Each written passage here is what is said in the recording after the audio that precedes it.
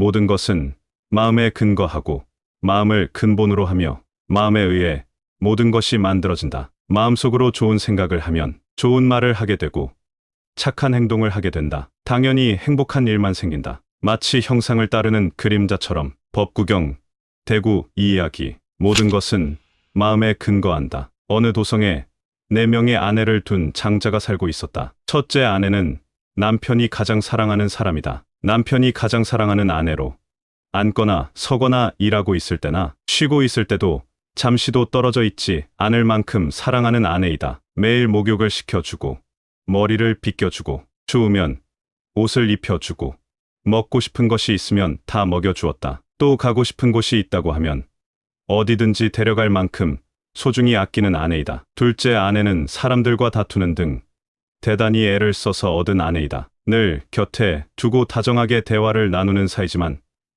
첫째 아내만큼 사랑하지는 않는다. 셋째 아내는 가끔 만나서 그간의 사정을 이야기하는 정도이다. 떨어져 있으면 서로 보고 싶어 하지만 함께 있으면 늘 싸우고 금방 실증이 나는 아내이다. 넷째 아내는 거의 하녀와 다름없다. 집안의 모든 어려운 일을 도맡아 하는데도 남편으로부터 사랑 한 번 제대로 받은 적이 없고 따뜻한 말 한마디 듣지 못하는 아내이다. 그런데도 남편의 뜻을 거스른 적이 한 번도 없었다. 어느 날 장자가 먼 외국으로 떠나게 되어 가장 사랑하는 첫째 아내에게 함께 가자고 했더니 왜 내가 당신과 함께 가느냐? 라며 냉정하게 거절했다. 둘째 아내에게 나는 당신을 얻기 위해 남들과 싸움까지 해서 데려왔으니 함께 갑시다라고 하자. 그 역시 당신이 억지로 나를 데려오고 싶어 했지. 내가 오고 싶어서 왔느냐? 라며 동행을 거절했다. 셋째 아내 역시 당신과 그동안 쌓은 정이 있으니 동구박과지만 함께 가주겠다라며 먼 외국까지 동행하는 것은 정중히 거절했다. 할 수 없이 장자는 넷째 아내에게 함께 가자고 했다. 넷째 아내는 당신과 평생 함께하기로 맹세했으니 어디를 가든 함께 하겠다라고 답했다. 결국 장자는 평생 관심도 주지 않고 돌보지도 않았던 넷째 아내만을 데리고 먼 외국으로 떠난다. 한 남자가 어찌 4명의 부인을 두었냐고 생각할 수 있다. 부처님께서 탄생한 나라 인도는 남자의 경제적 부를 평가할 때 아내를 몇 명 두었는지도 기준으로 삼는다. 물론 합법적인 것은 아니지만 변방 어느 지역에서는 여러 명의 부인을 두는 이들도 있다. 티베트 종족인 라다크는 몇십 년 전만 해도 남자 형제 여럿이 여자 1명과 결혼하였다. 현 시대 관점에서 보면 옳지 않지만 그 나라만의 문화가 담긴 것임을 염두에 두자. 앞에 4명의 아내 이야기는 비유담이다. 도성은 우리가 살고 있는 세상이고 외국은 죽음의 세계를 말한다. 가장 사랑했던 첫째 부인은 인간의 육체, 둘째 부인은 재산과 재물, 셋째 부인은 형제이거나 친구나 배우자, 부모 등이며 마지막 넷째 부인은 인간의 마음을 말한다.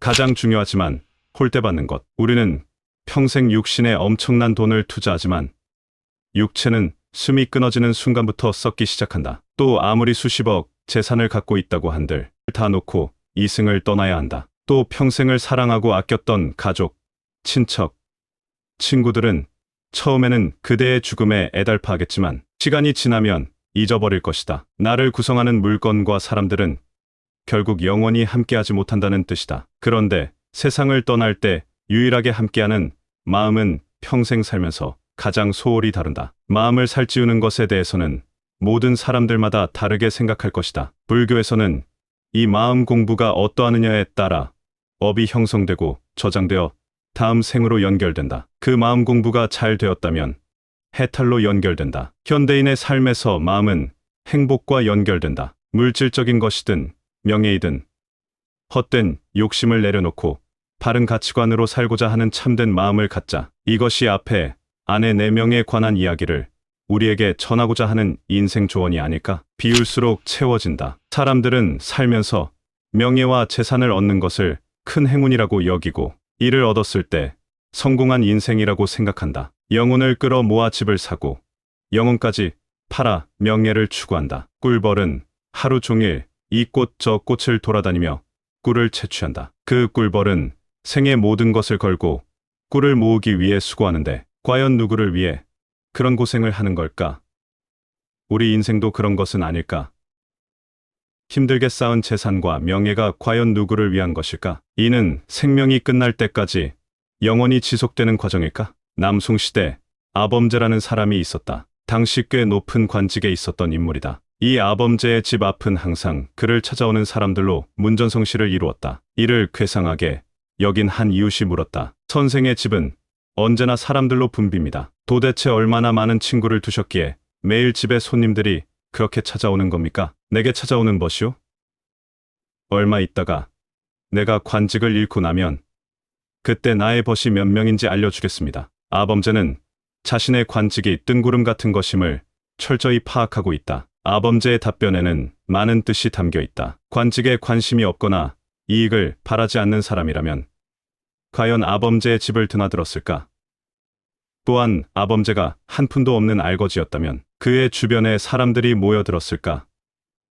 관직을 갖고 있었기에 주위에서 굽신거리는 법이다. 수년 전 어떤 위치에 올랐던 경험이 있다. 평소보다 전화도 자주 오고 집무실에 찾아오는 이들도 많았다. 당시에는 나라는 사람을 보고 찾아오는 줄 알았다. 그런데 그 지위를 내려놓고 다시 학자로 돌아오니 나를 찾는 이들이 없었다. 지위를 자신의 정체성으로 착각한다면 그 지위를 잃었을 때 낳는 것은 공허함뿐이다. 화무시비롱 권불 10년이라는 말이 있다. 꽃은 열흘을 버틸 수 없고 권세는 10년을 가지 못한다는 뜻이다. 꽃이든 수백억의 재산이든 자취도 없이 바람처럼 사라질 무상한 존재들이다. 명예나 어떤 관직 또한 유의적인 것들이다. 영원한 복이 아니라는 뜻이다. 부처님의 일체에 모든 것이 영원하지 않고 아무리 부귀한 것도 언젠가는 가난해질 수 있다라는 말씀에 하나도 틀린 것이 없다. 그래서 금강경에서는 이 세상 모든 만물이 꿈, 환상, 물거품, 번갯불과 같으니 이와 같지만 관할진이라라고 하셨다. 앞의 내용을 일반적인 이야기로 말하면 살찐 돼지보다는 배고픈 소크라테스가 낫다라는 표현에 비유할 수 있다. 살찐 돼지란 정신적인 부분은 부족해도 삶에서 원하는 명리가 채워짐을 말하며 배고픈 소크라테스란 정신적인 충만은 채워뒀지만 부수적인 것들이 부족한 상태라고 할 수 있다. 그런데 한 가지 염두에 둘 점은 불교에서 명예도 재산도 모두 버리고 알거지로 살기를 주장하는 것은 아니라는 점이다. 홍복을 누리며 살되 베풀 줄 알고 선업을 실천하며 진리를 추구하는 진지함을 갖추기를 강조하는 것이다. 어떻게 쓸 것인가? 조선 최고의 거상인 임상옥이 있었다. 그는 10대 후반부터 장사를 시작해 조선 최고의 갑부가 되었다. 비록 장사꾼이었지만 작은 장사는 이문을 남기기 위해서지만 큰 장사는 결국 사람을 남기기 위해서 하는 일이다라는 자신만의 철학을 갖고 있었다. 그는 어려서 사찰에서 살아 짧게나마 승려 생활도 했던 인물이다. 말년에 임상옥은 자신에게 빚진 이들을 모두 오라고 해서 빚을 탕감해 주었다. 주변에서 왜 그렇게까지 하느냐?